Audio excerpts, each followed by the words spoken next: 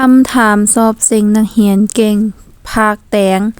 จงอธิบายและพิสูจน์คำเว้าที่ว่าทำดีอย่างยิ่งแท้เยือนย่านนานสำเร็จทำความชั่วลงมือทำเมื่อใดก็พอได้สบายดีน้องๆนักเรียนทุกคนเนาะมื้อนี้ก็มาพบกับอาจารย์ดวงมาลาทองสวรรค์คือเก้าแล้วในมื้อนี้อาจารย์ก็จะพาพวกน้องมาแก้บทเรียนบทสอบเซ็งนักเรียนเก่งซึ่งว่า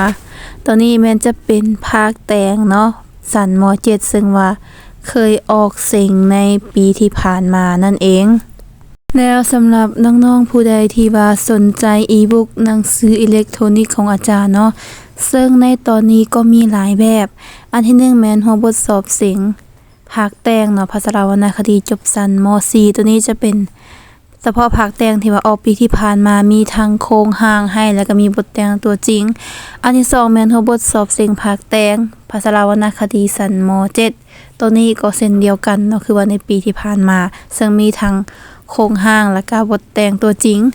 ต่อไปแม่นหัวบทสอบเซ็งนักเรียนเก่งสันม.7 วิชาภาษาวรรณคดีพร้อมคำตอบเนาะตัวนี้จะมีทั้งภาคทฤษฎีและก็ภาคแต่งและจะเป็นหัวบทสอบเซ็งนักเรียนเก่งสันม.7 ต่อไปเป็นหัวบทสอบเซ็งนักเรียนเก่งสันม.4 เนาะสายภาษาวรรณคดีเนาะตัวนี้คือการมีทั้งภาคทฤษฎีและภาคแต่งตัวจริงซึ่งว่าจะมีทั้งคำตอบต่อไปจะเป็น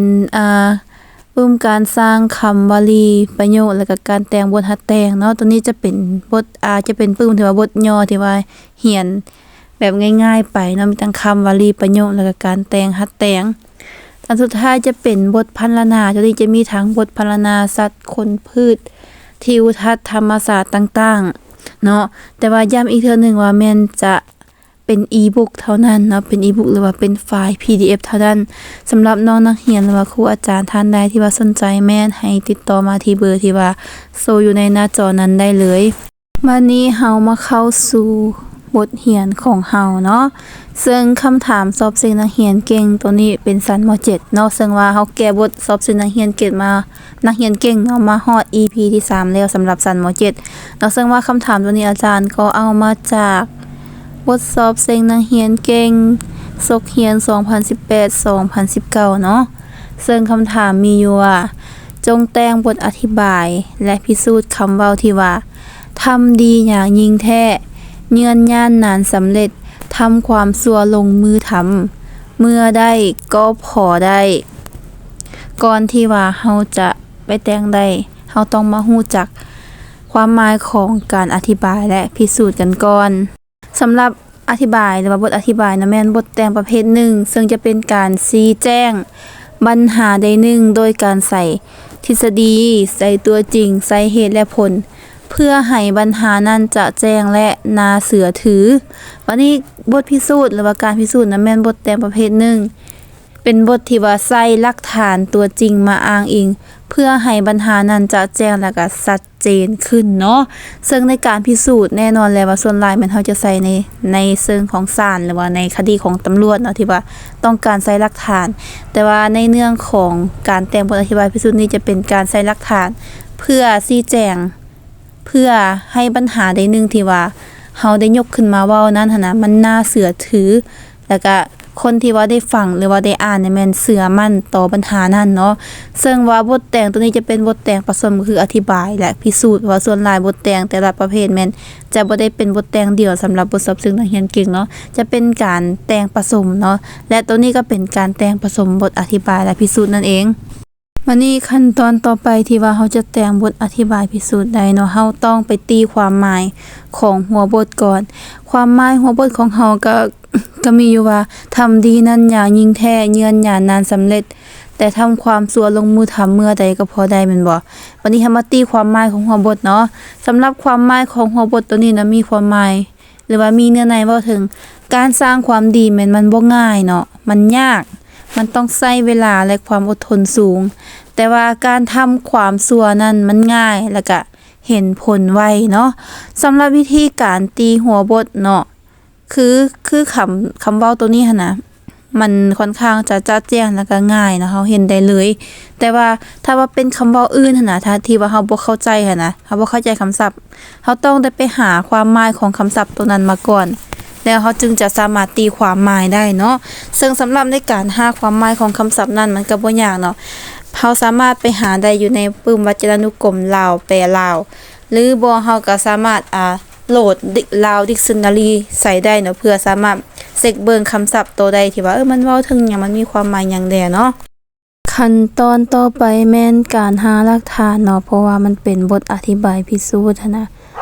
ซึ่งในการพิสูจน์เราต้องได้ซอกหาหลักฐานมาอ้างเองสำหรับในการหาหลักฐานนั้นเนาะแม่นเราสามารถหาได้อยู่หลายแบบเนาะแบบที่1แม่นจะเป็นแบบในการใส่คำเว้าหรือว่าคำสุภาษิตมาใส่แบบที่2มันเฮาจะใส่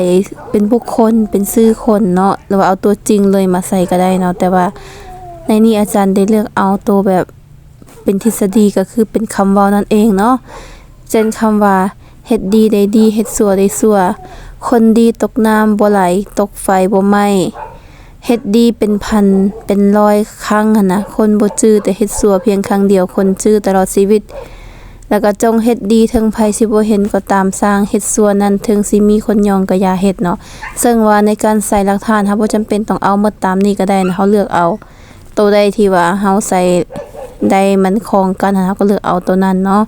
ต่อไปเฮาต้องมาสร้างโครงหางของบทอธิบายพิสูจน์เนาะสำหรับโครงหางของบทอธิบายพิสูจน์ก็คล้ายคือกับบทแต่ประเภทอื่นๆเนาะมีอยู่3ภาคส่วนคือตั้งปัญหาแก้ไขปัญหาและสรุปปัญหาต่อไปนะโครงหางบทอธิบายพิสูจน์คำสุภาษิตที่ว่าทำดีอย่างยิ่งแท้เยือนย่านนานสำเร็จทำความชั่วลงมือทำเมื่อใดก็พอได้เนาะวันนี้เฮามาเบิ่งการตั้งปัญหาการตั้งปัญหาเนาะแม่นเฮาจะเว้าถึงความยากลำบากของการเฮ็ดดีประพฤติดีและการเฮ็ดความชั่วนั้นมันง่าย2แล้วแม่นเขียนหัวบทคืนเนาะอันนี้จะเป็นเฉพาะภาคตั้งปัญหาเนาะโครงหางมันจะมีประมาณเท่านี้ต่อไปแก้ไขปัญหาเนาะ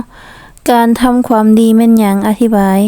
เป็นหยังจึงว่าทำดีอย่างยิ่งแท้เยือนย่านนานสำเร็จอธิบายพิสูจน์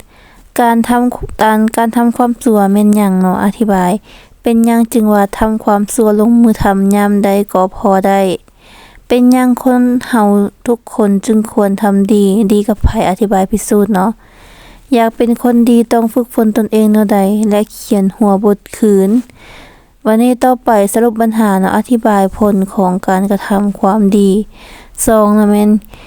แสดงความคิดเห็นและเขียนหัวบทอธิบายเนาะอันนี้จะเป็นโครงหางในการแต่งบทอธิบายพิสูจน์คำเว้าตัวนี้เนาะ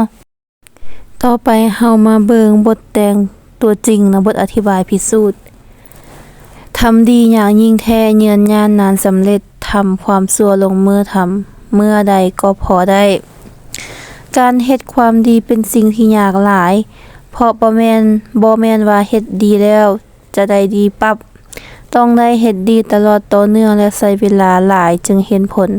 ต่างจากการเฮ็ดความชั่วซึ่งแม่นเฮ็ดง่ายเห็นผลไวดังคำเว้าที่ว่าทำดีอย่างยิ่งแท้เยือนย่านนานสำเร็จทำความชั่วลงมือทำเมื่อใดก็พอได้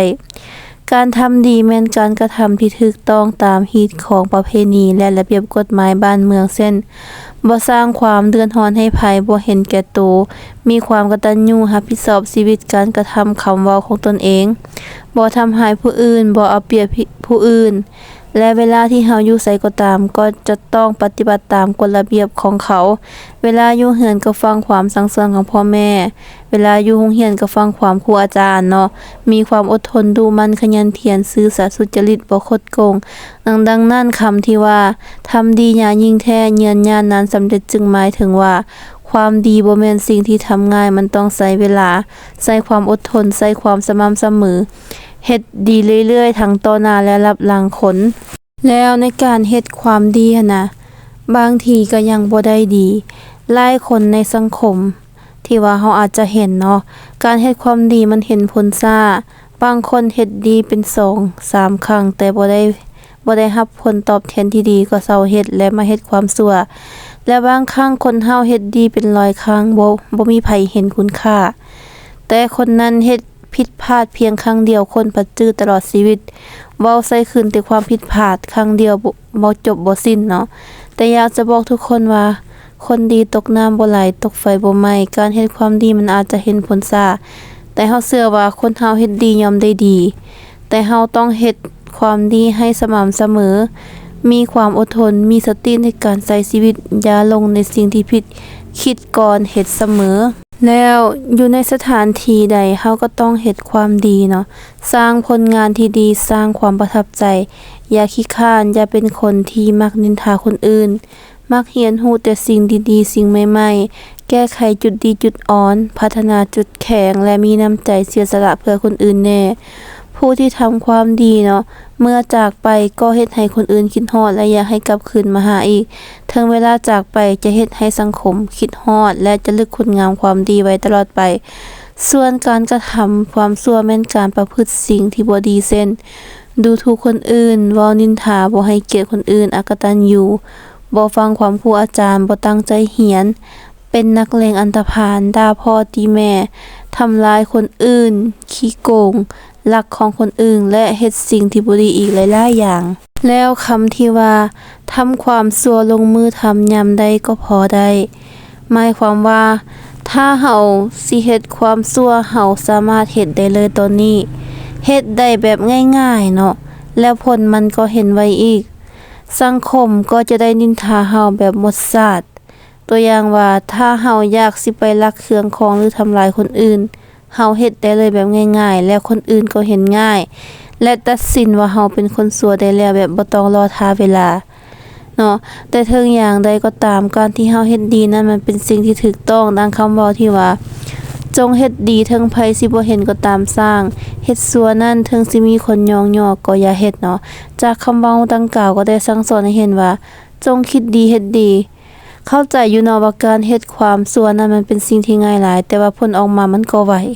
ถึงอย่างไรก็ตาม ถ้าเฮาเฮ็ดดีอย่างสม่ำเสมอ เฮาก็จะได้ดีในอนาคตแน่นอน แม้เฮาอาจจะต้องแลกด้วยความมุ่งมั่นและความอดทนแน่ก็ตามเนาะ ดังคำที่ว่า ทำดีอย่างยิ่งแท้เยือนยานนานสำเร็จ ทำความชั่วลงมือทำเมื่อใดก็พอได้ ผ่านการอธิบายพิสูจน์มาข้างถึง เฮาจะเห็นได้ว่า การสร้างความดีเป็นสิ่งที่ยากและใช้เวลา แต่เฮาก็ควรเฮ็ด เพราะมันจะเฮ็ดให้ชีวิตเฮาดีและมีความสุขในอนาคตแน่นอน ดังนั้นในนามที่ว่าพวกน้องเป็นนักเรียนหั้นนะ ต้องฝึกฝนตนให้เป็นคนที่อดทน สร้างความดีแบบสม่ำเสมอ บ่ทำลายไผ เป็นลูกที่ดีของพ่อแม่ เป็นนักเรียนที่ดีของครู และเป็นคนดีของสังคมประเทศชาติ เพื่อพัฒนาประเทศชาติให้เจริญก้าวหน้ารุ่งเรือง เพื่อให้สังคมมีความสงบสุข แม้ว่าการเฮ็ดความดีมันสิยาก แต่น้องก็จะเฮ็ด ดังคำเว้าที่ว่า ทำดีอย่างยิ่งแท้เยือนยานนานสำเร็จ ทำความชั่วลงมือทำเมื่อใดก็พอได้เนาะ และนั่นก็เป็นการสอนการแต่งบทอธิบายพิสูจน์สำหรับหัวบทสอบเสียงนักเรียนเก่งเนาะ เป็นแนวใดเนาะพวกน้องพอเข้าใจบ่ สำหรับผู้ใดที่ว่าสนใจหัวข้อใดแม่นให้มาคอมเมนต์ที่ใต้คลิปได้เลยเนาะ อย่างว่าสนใจอยากให้อาจารย์แต่งหัวข้อตัวนี้คำเว้าตัวนั้นเนาะ สามารถคอมเมนต์มาได้ แล้วสำหรับผู้ใดที่ว่าฟังจนมาฮอดท้ายนี้ก็อย่าลืมกดไลค์กดแชร์ให้อาจารย์เนาะ แล้วสำหรับผู้ใดที่ว่ายังบ่ทันได้กดติดตามช่อง YouTube ของอาจารย์ฝากกดติดตามให้เด้อ แล้วพบกันใหม่ในคลิปต่อไป